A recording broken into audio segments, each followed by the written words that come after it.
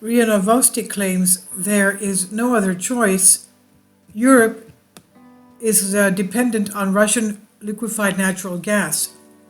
The tanker Sun Arrows is a Sakhalin 2 liquefied natural gas terminal in the port of Prigodorne. RIA Novosti, Irina Kriskova, Russian liquefied natural gas exports to the EU surged 50%. This is October 31st news.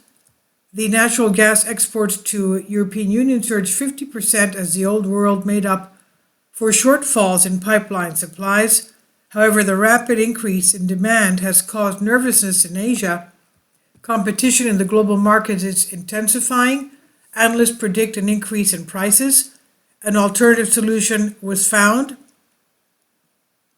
The European Union received 15 billion cubic meters of liquefied natural gas from Russia in the first 3 quarters of this year, said Tim McPhee, spokesperson for the European Commission.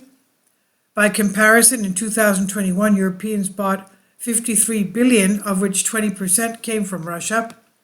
Natural gas had to be transported by tankers due to the drastic reduction in pumping from the pipeline. Since April, Moscow has not sold energy to countries that refuse to buy it in rubles. In June, problems rose with the main route. The Nord Stream Gazprom reduced supplies to 100 million cubic meters per day, and then to 67.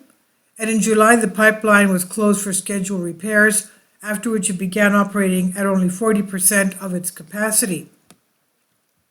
One of the turbines at the Porto Valle compressor station had become stuck in Canada, the company explained at the time. It was being repaired in Montreal at the Siemens Energy shop of the British Industrial Turbine Company Limited. However, Ottawa banned the removal of that equipment. The gas pumping unit is based on aircraft engines and is a dual-use product subject to sanctions, the Canadians said. Fuel prices immediately shot up, and the situation was aggravated by the sabotage in late September of the Nord Stream 1 and 2 pipelines. The European Union is heavily dependent on Russian natural gas, and there are few alternatives. Green energy is still underdeveloped. Nuclear energy is frozen.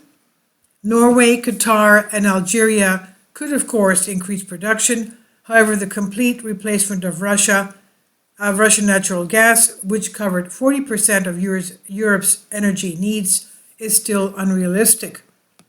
Amid severe energy shortages, the old world, the old continent that is, Europe, is expanding its purchases of liquefied natural gas, first of all from the United States, and as you know, it's being sold at 10 times what the natural gas costs in the US. So they're making a killing, whoever's shipping natural gas from the US to Europe. The U.S. is the largest exporter in the world, says Mark Goikman, chief economist of the Teletrade Information and Analysis Center. Qatar, Algeria, Nigeria, Papua New Guinea, of all places, and Australia also provide liquid natural gas, LNG. Equatorial Guinea and Trinidad and Tobago have now been added. New price increase. However, this is not enough. Pipeline imports have been reduced to a minimum, but the EU continues to spend money on liquefied natural gas from Russia, delivered by giant ships with complete peace of mind, raged the Wall Street Journal. Tankers are not subject to sanctions. Russian exports rose 41% in August compared to the same period last year, and as a result, Moscow has become the EU's second largest supplier of liquefied natural gas. And I'll say it again, tankers are not subject to sanctions. So that's their only lifeline. Now, there is no dependence on carriers. Unlike pipeline, LNG's buyers pay for LNG in currencies that they're comfortable with, not in rubles. It's closer to the Baltic Sea and the Arctic than to the US and the Middle East, obviously. This is what Mark Goikman explains. The main advantage of liquid natural gas is mobility. Tankers go around the world, and for Russia, with idle pipelines, the business is promising. However, the volume of production is limited, about 30 million tons per year now. About 27.5 of them are supplied by the high-capacity Yamal liquid natural gas and Sakhalin 2 terminals. By the year 2035, capacity is expected to increase to 80 to 140 million tons. Before the sanctions, it was quite possible. Now there are problems with the equipment of the new facilities. But by 2026, at least 2 high-capacity production facilities are expected to be commissioned, doubling production. Some projects have already purchased and installed equipment, and the rest will have to wait for import substitution. Meanwhile, it's not just Europeans who are buying liquid natural gas. In anticipation of winter, the Chinese are intensively replenishing natural gas storage facilities. Most of it is bought from the USA.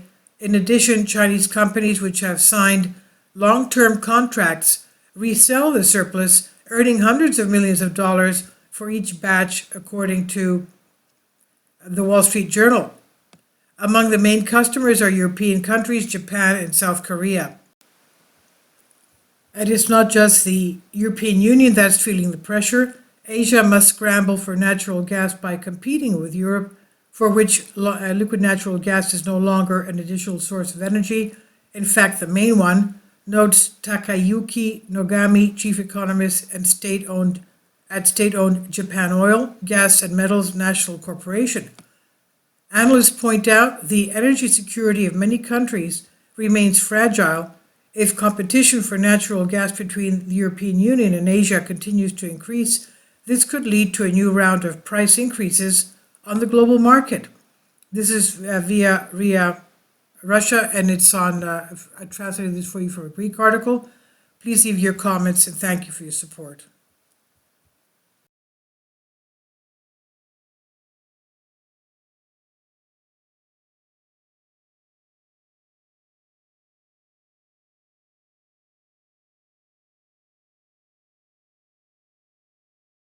Kindly support my Patreon account.